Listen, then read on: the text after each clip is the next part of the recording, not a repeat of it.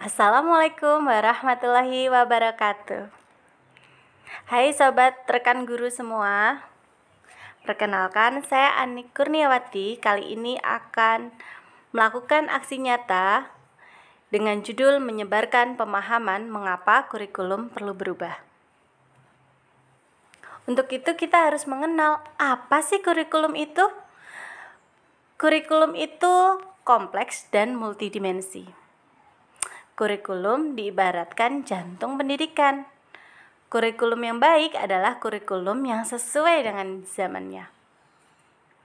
Kemerdekaan murid dalam belajar adalah jantung pengembangan kurikulum.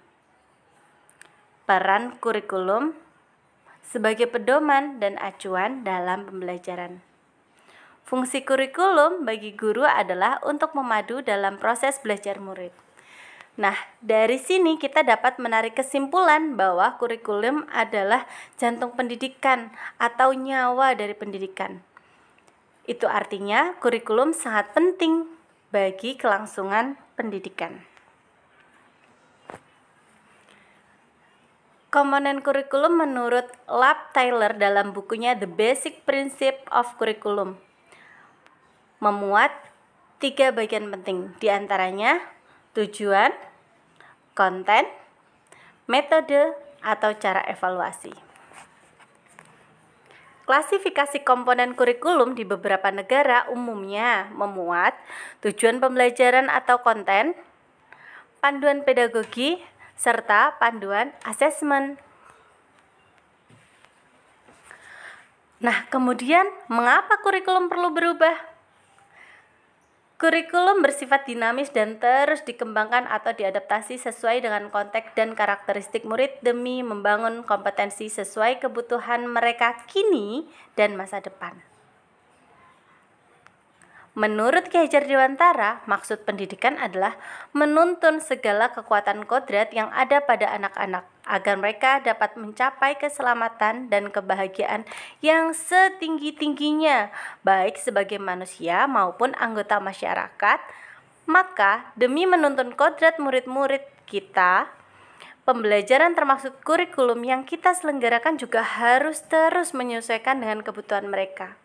Kita tidak dapat terpacu pada kurikulum lama, sedangkan zaman selalu berubah. It takes a village to raise a child. Artinya, butuh seluruh desa untuk membesarkan seorang anak. Pepatah ini mengisyaratkan perlunya peran orang tua, masyarakat, dan sekolah dalam mewujudkan kurikulum yang berpihak pada murid, yaitu 3 pilar. Rujukan kurikulum meliputi kebutuhan, pendapat, pengalaman, hasil belajar, dan kepentingan murid. Mengapa kurikulum perlu diadaptasi? Nah, hal-hal yang menjadi alasan kurikulum dari pemerintah pusat harus melalui proses adaptasi. Di antaranya, keadaan sekolah dan sekitar yang berbeda, murid yang berbeda, pembelajaran yang paling berhasil untuk masing-masing murid juga tidak sama. Kemudian perbedaan lingkungan dan ekosistem sekolah. KOSP adalah dokumen hidup dapat disesuaikan dengan kebutuhan murid setelah proses refleksi yang dilakukan oleh seluruh pemangku kepentingan. Keanekaragaman latar belakang dan kemampuan murid adalah tolak ukur KOSP.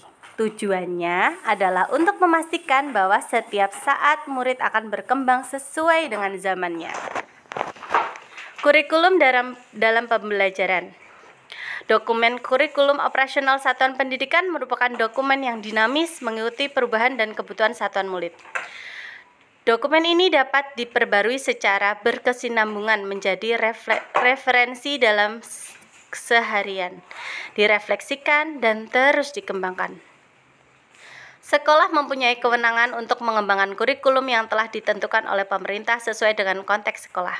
Kurikulum operasional satuan pendidikan termasuk rencana pembelajaran karena setiap sekolah mempunyai kewenangan untuk mengatur alur tujuan pembelajaran, modul ajar, media ajar, sampai ke asesmennya. Demikian aksi nyata saya dalam penyebaran kurikulum. Semoga bermanfaat. Wassalamualaikum warahmatullahi wabarakatuh.